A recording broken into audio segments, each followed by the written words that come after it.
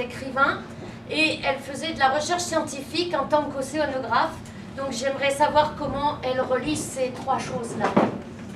So Lucy, since you won the race, I mean your life has changed somehow. So how your life has changed, and how do you put together the fact that you love writing, actually making some research, together with the trail running, and how do you combine that together?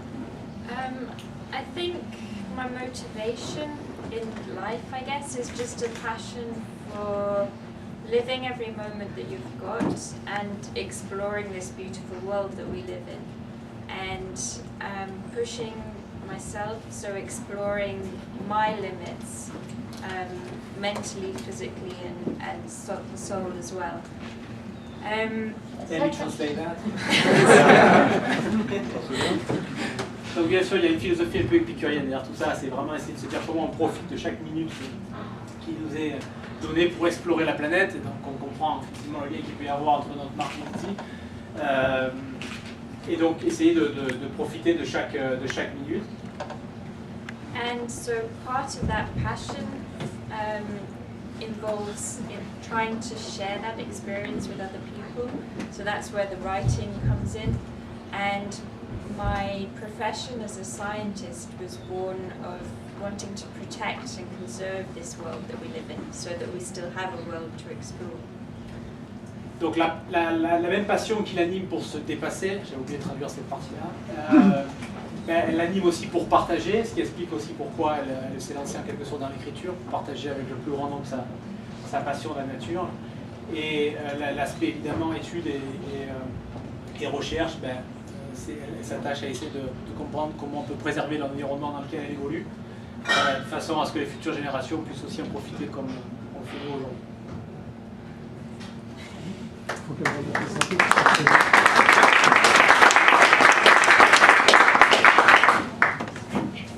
Et en fait, j'accueille aussi donc Sébastien Chéniaud. Et lui, j'ai aussi une petite question pour lui. Il a déjà fait des belles places sur l'UTMB et depuis 2009. En 2009, il a fait une seconde place. L'année dernière, c'était une troisième. Vous avez dû le voir si vous aviez vu le film courir avec le train espagnol. Mais bon, on avait un petit coq et on pensait bien à lui. Notre petit coq est arrivé quand même et a gardé la place. Mais Sébastien, donc en 2009, avec ta deuxième place sur l'UTMB, ta vie a considérablement changé. D'une part, ta carrière d'athlète a explosé, enfin au bon sens du terme, elle s'est épanouie, et puis ta vie a changé puisque maintenant quand même c'est plus ta vie. Oui, en fait, merci Catherine. En fait, moi, ce qui s'est passé, c'est qu'en 2009, par ma deuxième place, j'ai vécu un moment incroyable. Et je pense que déjà, rien que ça m'avait changé la vie. Rien que ce moment-là, ça a été incroyable. Par la suite, c'est vrai que tout s'est vite enchaîné. A priori, avec une deuxième place à l'UTMB, je suis devenu bankable. Et donc, en fait, j'ai pu... Voilà. Et donc, en fait, ce qui s'est passé par la suite, ça a été très simple. On m'a demandé éventuellement si je voulais devenir un petit peu plus globe-trotter, ce qui me semblait être intéressant. Et j'ai eu, voilà, et j'ai été trotteur surtout. Donc, à l'international, avec The North Face comme partenaire principal. Et c'est vrai que ça m'a permis d'avoir de voir un autre côté à la professionnalisation, parce que c'était quelque chose qui ne me plaisait pas du tout, puisque l'objectif c'était vraiment de m'amuser. Et puis c'est vrai qu'à cette époque-là, je faisais 2-3 séances par semaine d'entraînement, donc ça me suffisait bien. Donc cette professionnalisation, en fait, ça a été quelque chose d'un peu particulier, parce que ça m'a permis en fait de trouver d'autres facteurs de motivation. Et ces facteurs de motivation, c'est justement de faire connaître le trail et l'ultra-trail un petit peu partout dans le monde, en rencontrant les gens, mais en allant courir sur les épreuves ailleurs. Et c'est vrai que cette motivation et ce nouveau changement de vie a vraiment été la cause de départ, ça a vraiment été l'UTMB 2009. Et le 2011 a enfoncé le clou.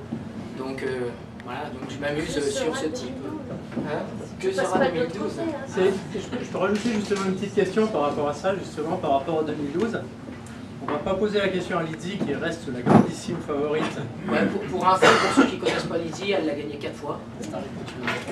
Et puis la cerise sur le gâteau, elle est recordman du monde du 24 heures. Et il faut peut-être... Un mois après l'UTMB. Voilà. Et par contre, du coup, on va poser quand même la question à Seb. Kylian n'est pas là cette année. C'est dommage. C'est vraiment dommage. Est-ce que c'est dommage? Ouais.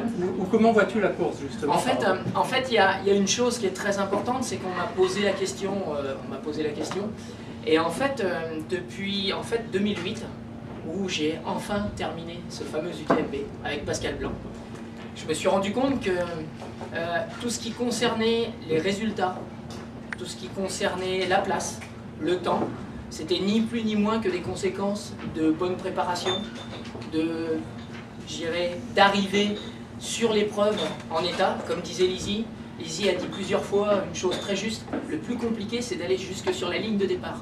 Alors, ça peut sembler amusant, mais c'est le plus compliqué d'y arriver en état, et d'y arriver sans blessure, et en état de fraîcheur physique comme mentale. Et je pense que c'est dommage que cette année, Kylian ne vienne pas, parce que on a vraiment fait 150 km ensemble l'année dernière, qui ont été absolument fabuleux. Pour moi, la valeur de la 3e place de l'année dernière a une valeur bien plus importante que la 2e place de 2009, parce que j'ai passé 150 km vraiment fabuleux. Ça a été avec le train espagnol, et au fur et à mesure, ça s'est tellement détendu entre nous. Bon, j'ai l'habitude de m'entraîner de temps en temps avec Kylian, mais ça s'est tellement détendu qu'au final, ça a été une sortie longue en groupe. Et puis c'est vrai que ces moments-là, je les regretterai un petit peu, mais bon, il y reviendra. Non, il y a la vie te laisse d'autres courses avec Kylian. Et en même temps, ça présente une chose, excuse-moi parce qu'il faut qu'on avance. Donc en fait, je te viens de te couper la parole volontairement.